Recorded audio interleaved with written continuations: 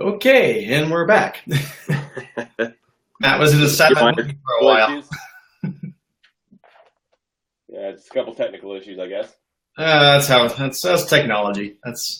You love it, but you hate it at the same time. So who knows? Anyway, we're discussing your speech, my roundtable. I guess let's talk a little bit quickly about the expo itself. That's with the vendors. They all do their thing and put on their best foot forward and kind of showcase what they do or what new products they have to launch. And that's where you can really start getting, more in depth and, asking their questions and seeing demos of what they're doing. And I think that's the, probably the most beneficial part of actually going physically to the show is seeing the products, right there in your face.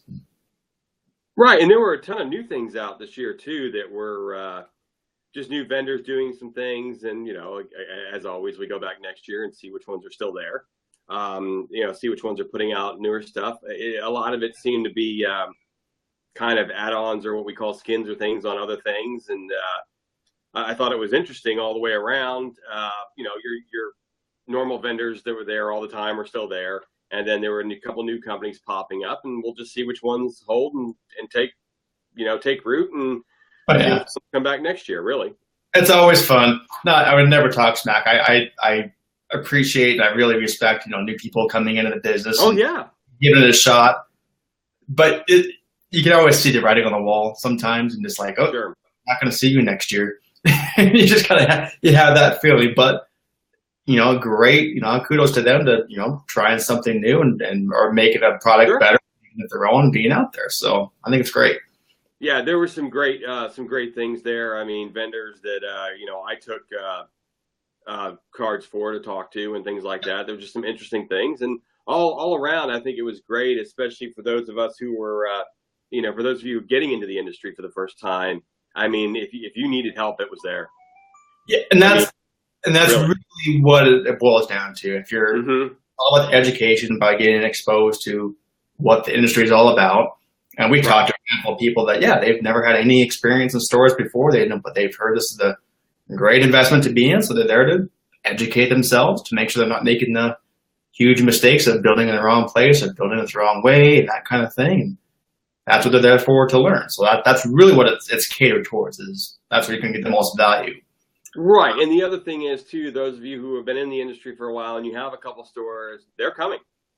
They're coming for your markets. They're coming to build, and some, whether they know they should or not, they're coming to build in your market. It's coming. So I think that's, if you want to take something away from this show, especially with all the new people getting in there and having success and learning and building their team together, which is one of the things I talked about. The first thing I talked about in my speech was making sure you have your team together, your operations people, your accounting people, your construction people, people to help you with the municipalities, things like that. If you're building, all those things you need to build. But for those of you who are already existing, and I've been talking about this with other people for months, and we're all kind of in agreement. We've all been through this golden age of self-storage for the last, 5 years, however you want to put it. We just haven't had much development since the real estate crisis in 04, 05, 06 in that area, 07. So there really hasn't been much that's come online. They're coming now. And the last couple of years, what's all it's been about is development. So right, but I think what it is, though, we've been talking about it, but it's coming now. They're under construction now. Yeah. I mean, I was talking to someone I know in Florida. I'm tracking, over 100 projects that are coming out of the ground right now that I looked at. It's not necessarily that we don't need the supply, but and the demand will be there. But then we're going to start getting, some of you don't remember how to go to the mattresses. You just don't. I mean, you don't know how to street fight. You don't remember because we haven't had to do it in 8 years. But you're going to have to now. Yep. And that money that you've been cutting out of your marketing budgets and your training budgets for the past 6 years because, everything's been great, we've been full, why spend the money? That's going to come back and haunt you. And it's not just you. I mean, everybody. Jim and I have been talking about this for a while, making sure that, we're ready to go back to competing and having everything in place because they're coming. And they're coming for your market share. And I think it's going to be very easy to wake up in, 24 months or 36 months and say, okay, I've got 2 or 3 more competitors in a 3 to 5 mile radius. It's coming.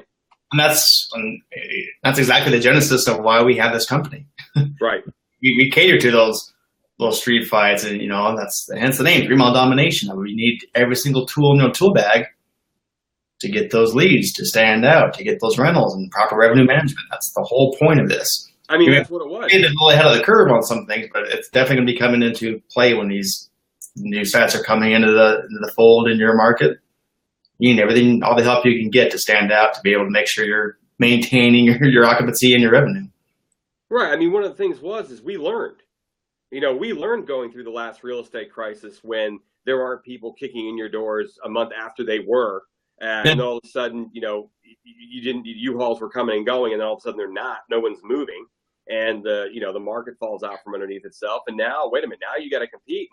And I mean, even back then we were good at it, but I think the necessity breeded what we have, and I think that's what it is. I mean, I think if you've been through these trying times, you remember how it was. I remember how hard it was to get customers.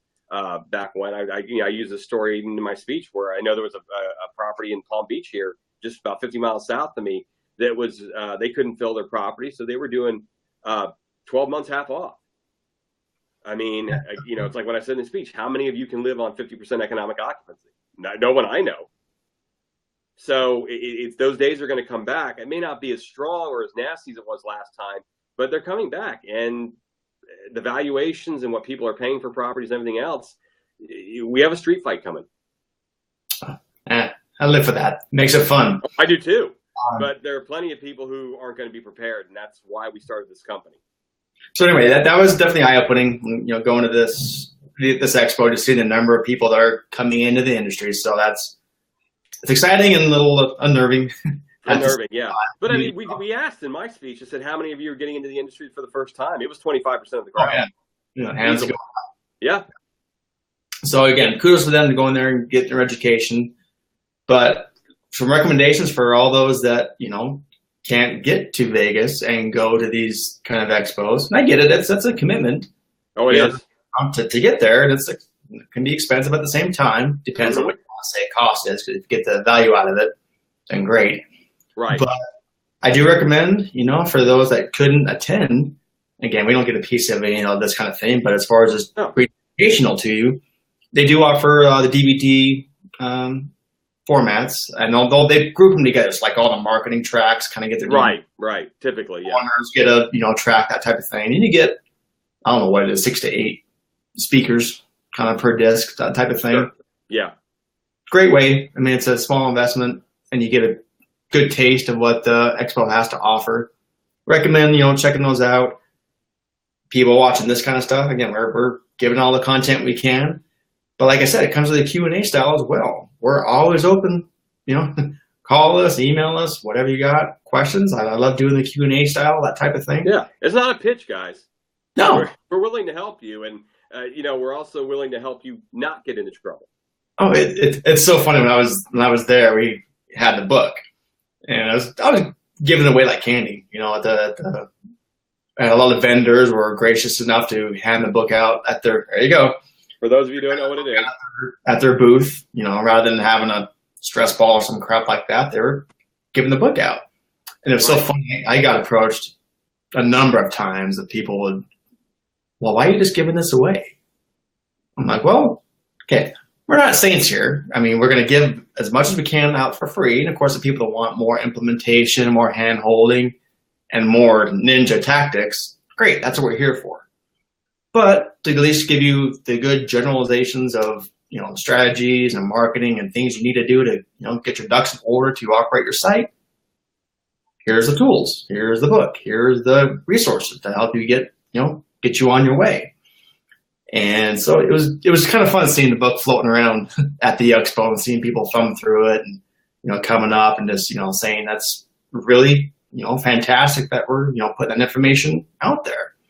Right. So, again, you also have to look at it the other way too. Look, we can tell you all day long. You can watch as many, or listen to as many podcasts as you want, read as many articles in ISS as you want.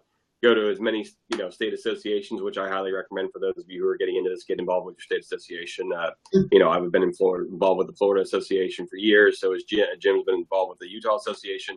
It's a great way to learn as well. But the fact of the matter is, it's, I don't if we look at other things, and I said this in the speech, that self-storage is its own animal.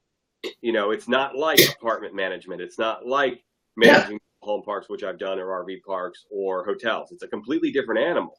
And the fact of the matter is that I can give you my grandmother's chocolate chip cookie recipe. That doesn't mean you're going to be able to make it as well as she can. I mean, that just means you have the ingredients, and we give you the ingredients, but you still have to implement it and do it systematically and get it to work on your property. And you still have to have the right site selection, pay the right price for your property, put the right unit mix in. There's a lot that goes into this that, you can't just get in in our book like that. It comes from experience and doing it over for years. It does. And I'm not naive enough to think, okay, just because people have the book, they have the tools in front of them, that they're actually going to be doing anything with it. I mean, it has nothing to do with even storage. I mean, it's just kind of in general, just the humans, it takes a lot to change and to put any action in place. It really does. And and on to what your point is, what you don't want to have happen for those of you who are developing brand new properties out of the ground because you thought it was a good idea, or if I have to hear about another $250 million self-storage fund that's coming into the industry. I read about one of those about every 3 months or so. The fact is you still have to fill them, you still have to get the price. And I just think that, what you don't want to have happen, and what can happen, is that you don't realize you have a problem until you're in month 18 of that, construction loan, or month 24 of that construction loan. And you've got 36 months to get this thing filled from the time you break ground till the time you have to refinance on that balloon payment. And then all of a sudden you're just like, wow, maybe I don't know what I'm doing. That's too late, guys. It's too late when you're that far. I mean, to ramp it up that fast and get it going, marketing is kind of like when everybody was in school. You went to pre-algebra, then you went to algebra 1, and then algebra 2, and then statistics, and then calculus, and you did all these things because they build on each other. Well, marketing and training does the same thing. It builds. It's not something you just don't. We're too used to sticking in a little drive in your computer, and all of a sudden everything's there. It doesn't work that way. You got to build it up, and it takes time. Yep. And then it's doing it preparing before you open your doors. Yep. And it's doing it the right way. I mean, to the point, it's doing it the right way and putting action behind it. That's the bottom line. And that's kind of what we've been doing. And we have the book out there, the tools are out there, but what we've been doing now is, offering these services of, okay, let us coach you, guide you. And basically we're using that as a great framework to structure of making sure everything that we talk about is actually being implemented, and there's action behind it, because now you're being held accountable. You're being held accountable to us. You're being held accountable to other people in your group, and there's all that kind of communication going back and forth. And I can just tell you, there's been a few cases I've come to mind right now. We've been doing this with one-on-one type coaching style, and they've seen dramatic results just in a short period of time, because when you actually zero in and focus on something, and imagine that actually doing it, that you get results. And that's what we're here for. So it's the implementation part and the focus. That's really what it is. I mean, anybody I think can learn it. You may not have time to learn it if you're in a time crunch. I think that's the other thing. But implementing it's the other thing. It's following up, making sure people are doing what they're supposed to be doing on site a lot of times. And the thing about it is, and I wrote this in an article. I just did a new article for ISS in terms of you'll see it in June or July, I think, in the magazine, in terms of it's called employee misdeeds. But was that number, article 43 or something? Yeah, something like that. But the thing about it is it's most of it's just that when you don't catch these things, it's procrastination. You're not implementing it. A lot of times, and then I was writing in this article about, say, for example, embezzlement. Most of the time, embezzlement's just because nobody's watching what's going on. Not that it's not in plain sight, you're just not watching. Or we say manager, but it could be anybody, but use facility manager as an example, that the manager there is collecting the revenue and also writing checks to vendors and things. I mean, these kind of things where there should be separation of powers, people who have been checks and balances, people who have been in the industry long enough that know how this is supposed to work. These mistakes can be avoided up front if you put in the right systems and policies and procedures right off the bat. And these are things that you can't necessarily just implement and learn, but you have to actually do it every day and be on top of it. If you have other businesses, you're not going to be able to keep an eye on what your manager's doing. Exactly. Or operations in general. Again, and that's why we're here. We always will keep giving these tidbits of operational tricks, tips, and tactics That's what we do. So anyway, let's kind of wrap this up. Again, when it comes to the expo, you haven't been to one yet. I highly recommend. Oh, absolutely. And I totally get it. When it comes to managers, you have to cover your main manager to get there. But I do recommend splurging and have, set your manager on a trip. That can be a reward or some sort like that. If they hit this certain goal, certain benchmark goal that you have, send them to this kind of thing. Yeah, it's a great way. When I talk about being in the bubble, it's especially if you're a manager. You're kind of in your own little bubble. If you come to those, you'd be like, holy hell, I had no idea, it was this big. I've talked to many managers that have done exactly that. They've been lucky enough for the owners to splurge to have them go to these kind of shows, and they're amazed. I really, honestly, how big this industry truly is. Oh, it is, and it's also even us. I mean, we can all, even those of us who are, we're in our offices a lot of time, or we're out visiting stores. We can end up getting in our own little bubble, and it is good to. I think that's one of the best things is being able to get out, get away from the mundane, everyday, day-to-day stuff that does cause you to procrastinate or get in a rut, and then be able to meet other people, see other things that are going on, visit vendors that are, like I said, our vendors in this industry are great. Visit vendors, see what's going on, and allow you to break out of that bubble for a little while and give you some fresh perspective. Yep, and then again, that kind of comes back to just being active. It's not just the big expo; it can be your state associations, it can be your little networking lunches that they do at associations, that type of thing. Just interacting with those that's in the industry. That's bound to some things will rub off, some things will get a little tactic here and there that you can implement at your own site. Just expand your horizons. If this expo is one way to help you, great. If the materials that they provide, DVDs or even the magazines that are out there, publications, read, educate, keep watching our stuff. The information's out there. You just got to seek it out. Well, and and then how many things did we find over the years at the vendor show that we actually implement, and it's part of our day-to-day operations today? Well, of course. I mean, I can think of a couple software packages that we've found there over the years that we've instituted, and they're still part of our day-to-day stuff. I remember, we're just going to use an example. I remember when SiteLink came out. I remember the first year it came out, and somebody came home and said, "Here, try this disk." And back then, I was using a DOS-based version of Domico. And now now you put in this Windows-based version. It's like, oh wow, that's new. And 18, or 17 years later, it's still there and going on. And now it's one of the biggest things in the industry. So make it, Matt, shut up. Yeah, but you'll catch up with these things. You'll find stuff that you go there and it's in infancy. You try it out, you integrate it in your operations, and all of a sudden now it becomes a cornerstone of the industry. Yep. And that was only one example. Oh yeah, we have plenty. We can ramble on forever.